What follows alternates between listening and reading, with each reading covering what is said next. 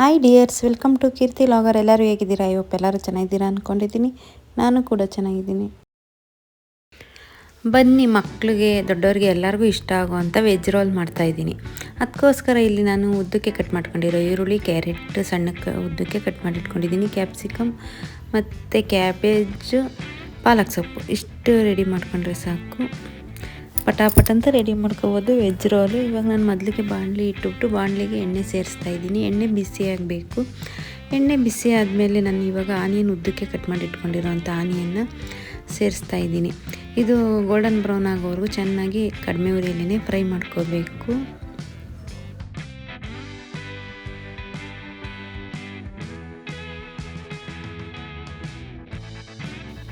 ಈ ರೀತಿ veg roll ಮಾಡಿಕೊಟ್ರೆ ಮಕ್ಕಳು ತುಂಬ ಇಷ್ಟಪಟ್ಟು ತಿಂತಾರೆ. ತರಕಾರಿ ಮಕ್ಕಳು ಇಷ್ಟಪಡಲ್ಲ ತಿನ್ನೋಕ್ಕೆ. ಈ ರೀತಿ ವೆಜ್ ರೋಲ್ ಮಾಡಿಕೊಟ್ಟು ನೋಡಿ ತುಂಬ ಇಷ್ಟಪಟ್ಟು ಎಮ್ಮಿ ಆಗಿದೆ ಅಂತ ತಿಂತಾರೆ. ತರಕಾರಿನ ಈ ರೀತಿಯೂ ಮಕ್ಕಳಿಗೆ ತಿನ್ನಿಸ್ಬೋದು.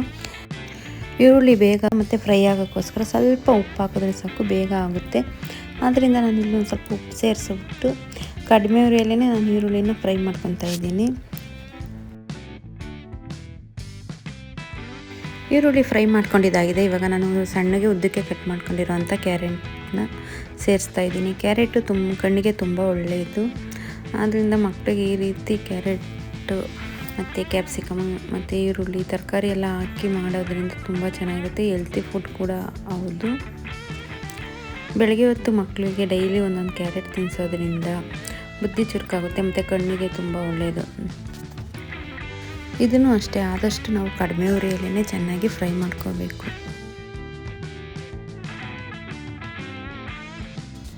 ನಾನಿಲ್ಲಿ ಸ್ವಲ್ಪ ಕ್ಯಾರೆಟ್ನ ಸಣ್ಣಗೆ ಉದ್ದಕ್ಕೆ ಕಟ್ ಮಾಡಾಕಿದ್ದೆ ಮತ್ತು ಒಂದು ಸ್ವಲ್ಪ ಕ್ಯಾರೆಟ್ನ ತುರಿದ್ಬಿಟ್ಟು ಸಹ ಹಾಕ್ತಾಯಿದ್ದೀನಿ. ಇವಾಗ ಇದನ್ನೆಲ್ಲ ಚೆನ್ನಾಗಿ ಮಿಕ್ಸ್ ಮಾಡ್ಕೋಬೇಕು. ಮಿಕ್ಸ್ ಮಾಡಿಕೊಂಡು ಕಡಿಮೆ ಉರಿಯಲ್ಲೇ ಆದಷ್ಟು ಫ್ರೈ ಮಾಡ್ಕೋಬೇಕು.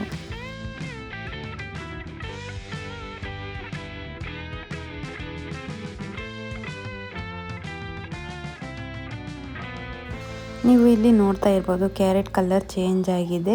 ಇವಾಗ ಕ್ಯಾಪ್ಸಿಕಮ್ ನಾನು ಉದ್ದಕ್ಕೆ ಕಟ್ ಮಾಡ್ಕೊಂಡಿರೋಂಥ ಕ್ಯಾಪ್ಸಿಕಮ್ನ ಇದಕ್ಕೆ ಸೇರಿಸ್ತಾ ಇದ್ದೀನಿ.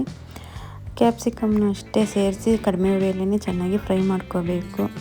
ನಾನಿಲ್ಲಿ ಏನಿಲ್ಲ ಅಂದರೆ ಈರುಳ್ಳಿ 2 ದಪ್ಪಂದ ಈರುಳ್ಳಿ ಸಣ್ಣಗೆ ಉದ್ದಕ್ಕೆ ಕಟ್ ಮಾಡಿಟ್ಕೊಂಡಿದ್ದೆ ಮತ್ತು ಕ್ಯಾರೆಟು ಅಷ್ಟೇ ದಪ್ಪದ ಎರಡು ಆಗಿರ್ಬೋದು, ಇಲ್ಲ ಮೀಡಿಯಮ್ ಸೈಜು ಕ್ಯಾರೆಟು ಮತ್ತು ಒಂದು ಕ್ಯಾಪ್ಸಿಕಮ್ ಈ ರೀತಿ ಸಣ್ಣಗೆ ಉದ್ದಕ್ಕೆ ಕಟ್ ಮಾಡಿಕೊಂಡು ಜಾಸ್ತಿ ಫ್ರೈ ಮಾಡ್ಕೊಳಕ್ಕೆ ಹೋಗಬಾರ್ದು, ಬೇಯಿಸಬಾರ್ದು. ಕ್ರಂಚಿಯಾಗಿ ಫ್ರೈ ಮಾಡ್ಕೊಂಡ್ರೆ ಸಾಕು. ಇವಾಗ ರುಚಿಗೆ ತಕ್ಕಷ್ಟು ಉಪ್ಪನ್ನು ಸೇರಿಸಿ ಚೆನ್ನಾಗಿ ಮಿಕ್ಸ್ ಮಾಡ್ಕೊತಾ ಇದ್ದೀನಿ ಮತ್ತು ಕಡಿಮೆ ಉರಿಯಲ್ಲೇ ಆದಷ್ಟು ಫ್ರೈ ಮಾಡ್ಕೊತೀನಿ.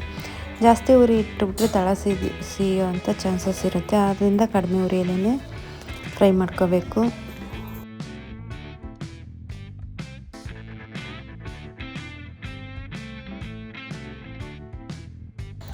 ಇದೆಲ್ಲ ಚೆನ್ನಾಗಿ ಫ್ರೈ ಮಾಡ್ಕೊಂಡಿದ್ದಾಗಿದೆ. ಇವಾಗ ನಾನು ಕ್ಯಾಬೇಜನ್ನ ಸಣ್ಣಗೆ ಉದ್ದಕ್ಕೆ ಕಟ್ ಮಾಡ್ಕೊಂಡಿದ್ದೆ, ಅದನ್ನು ಸೇರಿಸ್ತಾ ಇದ್ದೀನಿ. ಅದನ್ನು ಚೆನ್ನಾಗಿ ಮಿಕ್ಸ್ ಮಾಡಿಕೊಂಡು ಇದನ್ನು ಅಷ್ಟೇ ಕಡಿಮೆ ಉರಿಯಲ್ಲೇ ಫ್ರೈ ಮಾಡ್ಕೋಬೇಕು ಮತ್ತು ಇದು ಬೇಗ ಫ್ರೈ ಆಗೋಗುತ್ತೆ. ಕ್ಯಾಬೇಜು ಚೆನ್ನಾಗಿ ಇದ್ರ ಜೊತೆ ಹೊಂದ್ಕೋಬೇಕು. ಆ ರೀತಿ ಚೆನ್ನಾಗಿ ಮಿಕ್ಸ್ ಮಾಡ್ತಾನೆ ಇರಬೇಕು.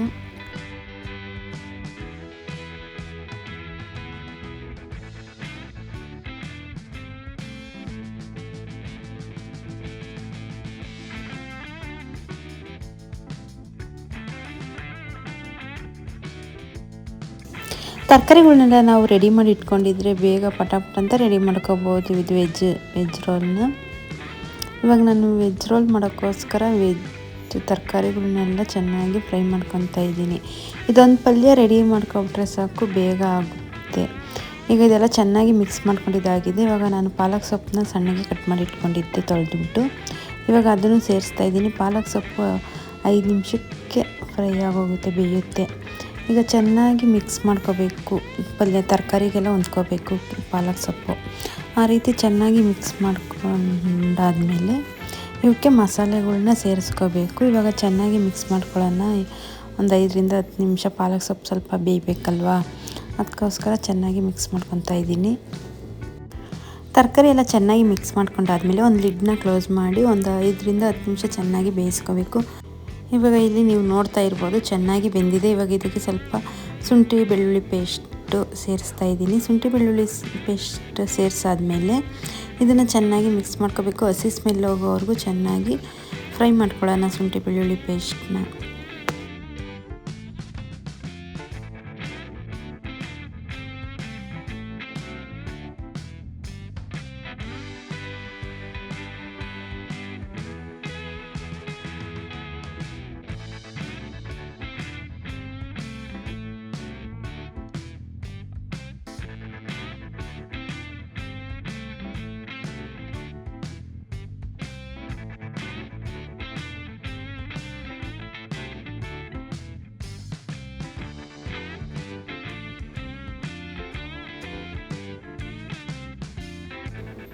ಇದು ಶುಂಠಿ ಬೆಳ್ಳುಳ್ಳಿ ಪೇಸ್ಟು ಹಸಿ ಸ್ಮೆಲ್ ಹೋಗೋವರೆಗೂ ಚೆನ್ನಾಗಿ ಮಿಕ್ಸ್ ಮಾಡ್ಕೊಂಡಾದಮೇಲೆ ಮತ್ತೆ ನಾವು ಲಿಡ್ನ ಕ್ಲೋಸ್ ಮಾಡೋಣ. ಒಂದು 2-3 ನಿಮಿಷ ಲಿಡ್ನ ಕ್ಲೋಸ್ ಮಾಡಿ ಬೇಯಿಸ್ಕೋಬೇಕು.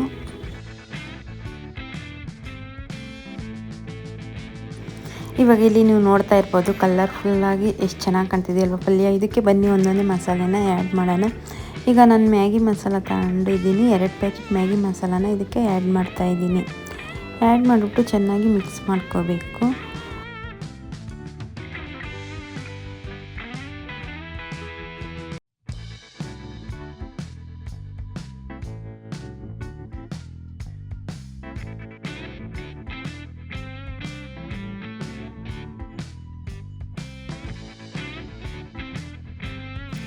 ಇವಾಗ ಚೆನ್ನಾಗಿ ಮಿಕ್ಸ್ ಮಾಡ್ಕೊಂಡಿದ್ದಾಗಿದೆ. ಬನ್ನಿ ಇವಾಗ ಇದಕ್ಕೆ ಸಾಸ್ಗಳನ್ನ ಸೇರಿಸ್ಬೇಕು. ಸ್ಟೆಪ್ ಬೈ ಸ್ಟೆಪ್ ನಾನು ಇಲ್ಲಿ ಸೋಯಾ ಸಾಸು 1 ಚಮಚದಷ್ಟು ಸೇರಿಸ್ತಾ ಇದ್ದೀನಿ. ಸೋಯಾ ಸಾಸು ಮತ್ತು ಗ್ರೀನ್ ಚಿಲ್ಲಿ ಸಾಸು ಎರಡನ್ನೂ ಸೇರಿಸ್ತಾ ಇದ್ದೀನಿ.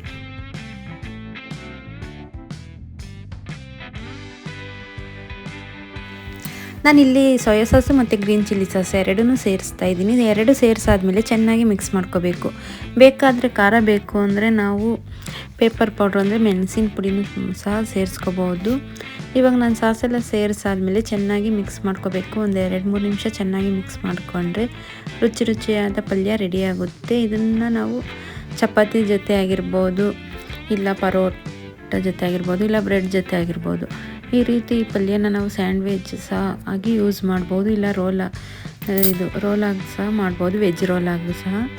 ನಾನಿಲ್ಲಿ ನೀವು ನೋಡ್ತಿರ್ಬೋದು ಎಲ್ಲ ಚೆನ್ನಾಗಿ ಮಿಕ್ಸ್ ಮಾಡಿದ್ದಾಗಿದೆ. ಇವಾಗ ಇದು ರೆಡಿಯಾಗಿದೆ.